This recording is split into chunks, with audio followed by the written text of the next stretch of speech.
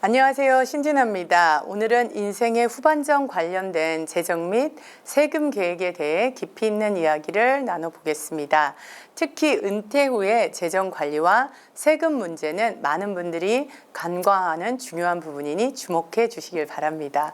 먼저 인생의 후반전 어떻게 정의할까요? 예전에는 40세 이전을 인생의 첫 번째 전반전과 40세 이후를 후반전으로 보았습니다. 하지만 오늘은 상황이 많이 변했습니다. 600년 전, 즉 1400년도에는 평균 수명이 21세였고 120년 전인 1900년에는 평균 수명이 47세로 증가했습니다.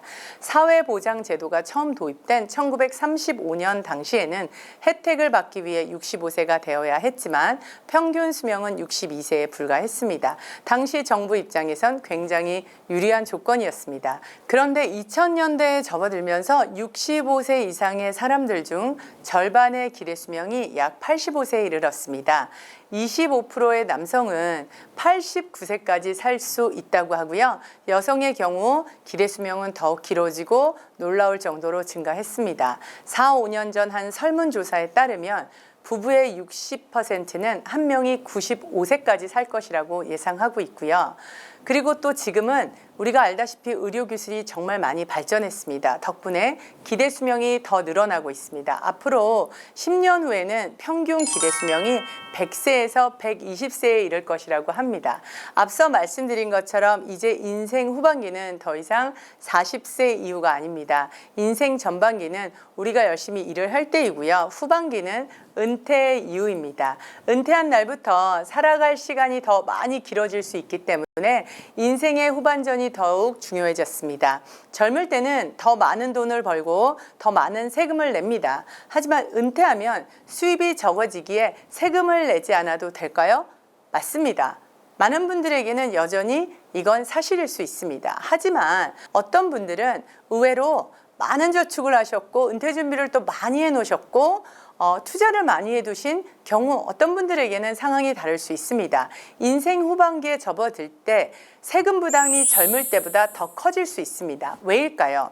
예를 들어 부부가 연간 20만 불의 수입을 올린다고 가정해 보겠습니다. 이 20만 불 수입 모두가 과세 대상 소득일까요? 아닙니다. 왜냐하면 여기서 우리는 네 가지 중요한 공제, 즉 major deduction 네 가지를 이해하셔야 됩니다. 첫 번째는 우리가 거주하고 있는 주택에 모게지 이자가 있으시다면 이 이자도 디덕션을 받을 수 있고요. 두 번째, 자녀가 있다면 자녀 공제를 받을 수 있습니다.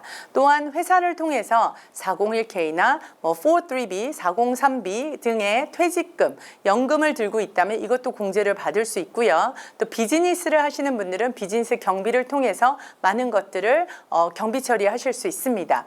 부부가 20만 불을 벌어도 이러한 여러 가지 디덕션을 통해서 실제 과세 대상 소득은 7만 불에서 8만 불, 어떤 경우는 10만 불 미만이 될 수도 있습니다. 그러나 은퇴 후에는 공제가 거의 다 사라집니다. 집은 이미 대출을 다 갚았고 아이들은 다 자라났고 더 이상 사업 경비나 은퇴연금을 추가할 수 없습니다. 은퇴하면 근로소득, 즉 급여나 일을 해서 번 소득은 없어지지만 다른 소득은 계속 생길 수 있습니다. 은행 CD, 이자, 채권, 연금 또는 투자 부동산의 임대 수입 등은 은퇴 후 과세 소득 수입원이 될 수 있습니다. 은퇴하면 근로소득, 즉 급여나 일에서 번 소득은 없어지지만 다른 소득은 계속 생길 수 있습니다.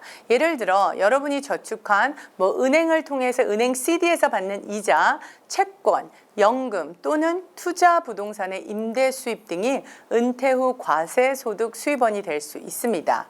여러분의 이 모든 수입, 즉 컴바인 인컴의 소득이 물론 혼자이냐 아니면 부부 합산으로 보고하냐에 따라 약간 차이는 있지만 대략 4만 4천 불 초과하면 소셜 시큐리티 수입이 최대 85%까지 과세 대상이 됩니다.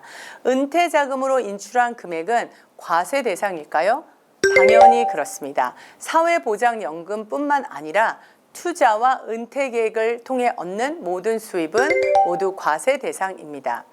소득이 줄어들어도 공제가 부족해 과세 소득이 오히려 더 높아질 수 있습니다. 이 점을 잘 생각해 보셔야 합니다.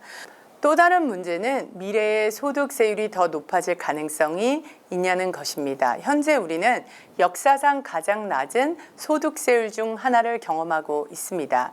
미국 정부의 35조 달러 적자를 고려할 때 미래에는 소득세율이 오를 가능성이 높지 않을까요?